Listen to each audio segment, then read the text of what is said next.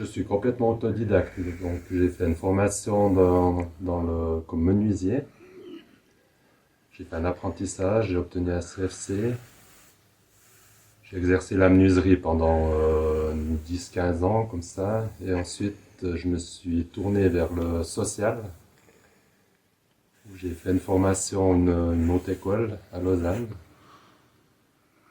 Et puis là j'ai aussi exercé pendant 10-15 ans, et puis en 2007 j'ai décidé de me consacrer uniquement à la sculpture.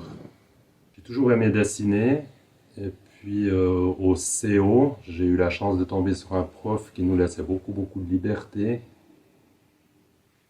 qui nous donnait envie de trouver ce qu'on voulait représenter à travers le dessin ou la peinture. Il nous imposait juste des techniques comme ça, et puis vraiment ça m'a donné envie de continuer à peindre en tout cas et à dessiner. Voilà, donc en 1994, j'ai participé à une première expo collective amateur. Et puis, enfin, c'était une première expérience assez enrichissante pour moi et qui m'a donné envie de continuer.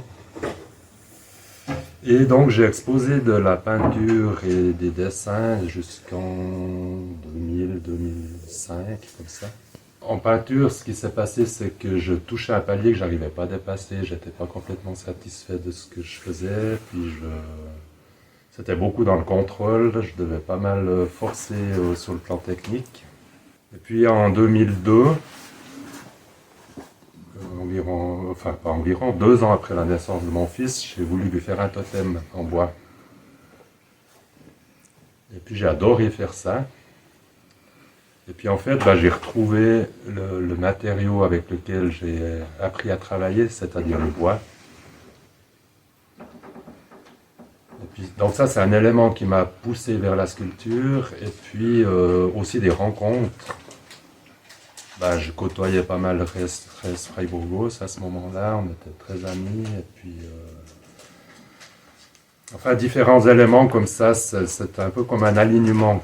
Et puis tout à coup, c'était évident que j'allais me diriger vers ça.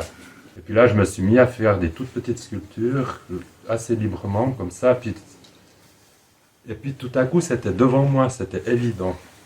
Mes formes étaient là. C'est comme si, moi j'appelle ça ma juste respiration. C'est comme si tout à coup, j'avais plus besoin de forcer quoi que ce soit, mais que mon bras, en fait, c'était un prolongement. Le bras, la machine, ça sortait naturellement. Et puis ça, c'était un peu le déclic. Et puis après, ces petites pièces, je me suis dit que ça serait... Enfin, quelqu'un m'a aussi dit, mais ça serait peut-être pas mal que tu les fasses en plus grand. Et puis là, de nouveau, c'est une sorte de hasard comme ça.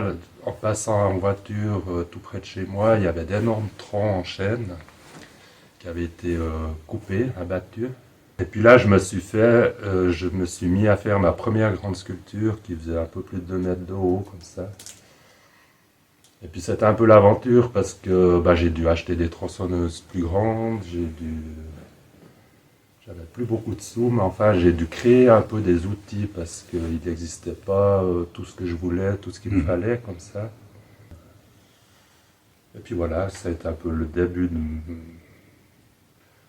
de ma professionnalisation, si j'aime pas appeler ça comme ça, mais enfin, voilà.